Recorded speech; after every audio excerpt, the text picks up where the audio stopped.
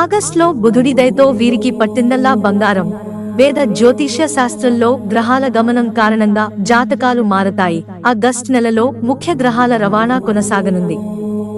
August నెలలో గ్రహాలు వివిధ రాశులలో సంచరించటం, తిరోగమనంలో ప్రయాణించటం వెరసి ఆగస్టు నెలలో అనేక పరిణామాలు చోటు చేసుకోనున్నాయి. గ్రహాల రాకుమారుడు అయిన బుధుడు ప్రస్తుతం సింహరాశిలో సంచరిస్తున్నాడు. సింహరాశిలో తిరోగమనంలో బుధుడు ఆగస్టు 5వ తేదీ నుంచి సింహరాశిలో బుధుడు తిరోగమనం చేయనున్నాడు.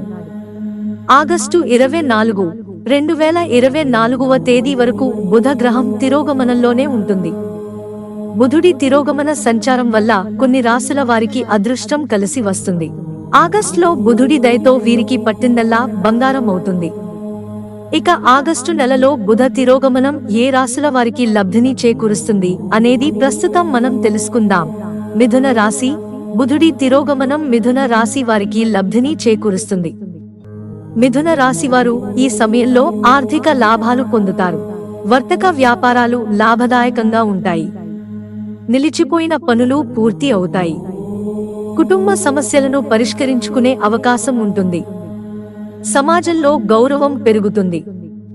ఈ సమయంలో కొన్ని శుభవార్తలను వింటారు. సింహరాశి.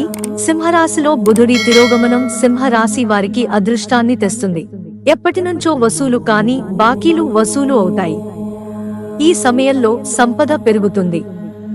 రియల్ ఎస్టేట్ వ్యాపారం చేసే వారికి భారీ లాభాలు వస్తాయి. కొనుగోలు అమ్మకాలలో ఊహించని ఆర్థిక లాభాలతో సింహరాశి జాతకులు సంతోషంగా ఉంటారు. కన్యా రాశి. బుధుడి తిరోగమన కారణంగా కన్యారాశి జాతకులకు సానుకూల ఫలితాలు వస్తాయి.